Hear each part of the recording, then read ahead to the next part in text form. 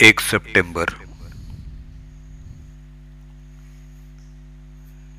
श्रीराम जय राम जय जय राम, श्रीराम जय राम जय जय राम, श्रीराम जय राम जय जय राम, श्रीराम जय राम जय जय राम. आपलं ज्ञान हे देहबुद्धीचं. प्रापंचिक लोक म्हणतात की विषयाचा अनुभव तात्काळ येतो, पण भगवंताचा अनुभव हा अनुमानाचा आणि श्रद्धेचा आहे. हे त्यांचं म्हणणं मला पटतं. प्रापंचिक लोक प्रपंच सोडत नाहीत याचं मला नवल वाटत नाही, पण ते सुख चिरकाळ टिकणारं आहे ही समजूत करून घेऊन त्यामध्ये ते रमतात याचं मला वाईट वाटतं. मी असं म्हणतो की तुमच्या अनुभवाप्रमाणे जे खरं आहे तेवढंच तुम्ही खरं माना, पण ते तुम्ही करत नाही. भगवंताचा आनंद मिळाला नाही तरी हरकत नाही, पण कायम टिकणारं सुख विषयामध्ये नाही एवढी जरी खात्री झाली तरी पुष्कळ काम होईल, आणि त्यामधूनच भगवंताचा आनंद उत्पन्न होईल. भगवंताचा आनंद बाहेरून आणायचा नाही, तर तो आपल्यामध्येच उत्पन्न होणार आहे. सध्याच्या सुधारणेनं देहाचं सुख पुष्कळ वाढवण्याचा प्रयत्न केला, पण ते शेवटी दुःखालाच कारण झालं.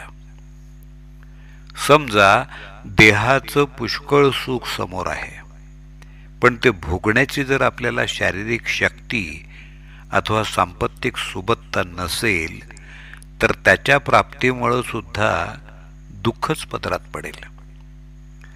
सगळ्यांना सगळं सुख मिळणं केव्हाच शक्य नसल्यामुळं प्रत्येक जण धडपड करून शेवटी दुःखीच राहतो. सुख आणि दुःख ही दोन्ही वस्तुतः उत्पन्न झालीच नाहीत, ती आपण आपल्या भ्रमानं उत्पन्न केली आहेत. मनाच्या सुलट झालं की सुख होतं आणि मनाच्या उलट झालं की दुःख होतं. मुळामध्ये सुखही नाही आणि दुःखही नाही. मी देही ही भावना जोपर्यंत आहे तोपर्यंत अनुभवाच्या बरोबर भ्रम हा असायचाच. सृष्टी ही आनंदमय असून सुद्धा तशी ती आपल्याला दिसत नाही, आणि हा आपला खरा भ्रम आहे. त्या भ्रमाचं मूळ आपल्या आतमध्ये आहे. भगवंत तिथं माया, काया तिथं छाया, हे जसं खरं आहे त्याप्रमाणे अनुभव तिथं भ्रम असायचाच हा नियम आहे.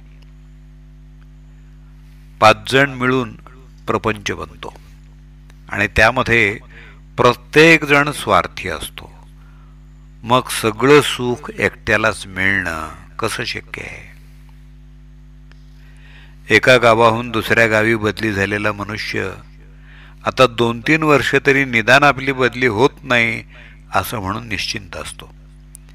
तर या प्रपंचामध्ये आपल्या आयुष्याची तितकी सुद्धा निश्चिंती नाही. याकरता आपण आयुष्याचा एक क्षण सुद्धा फुकट न घालवता सत्कर्मामध्ये म्हणजेच भगवंताच्या अनुसंधानात व्यतीत करावा. आपला शत्रू भेटून त्याच्याशी भांडण झाल्यामुळं गाडी चुकली काय, किंवा कोणी मित्र भेटून त्याच्याशी प्रेमानं बोलण्यात गाडी चुकली काय, दोन्ही सारखंच आहे. त्याप्रमाणे प्रपंचामध्ये आघात झाल्यामुळं भगवंताला विसरलं काय, आणि प्रपंच अत्यंत अनुकूल असून त्यामध्ये गुंतून राहिल्यामुळं भगवंताला विसरलं काय. दोन्ही सारखंच आहे आणि नुकसान एकच आहे. भगवंता वाचून जगामध्ये दुसरं सत्य नाही असं मनापासून वाटल्यावर जो काही प्रपंच घडतो तो परमार्थ समजायचा.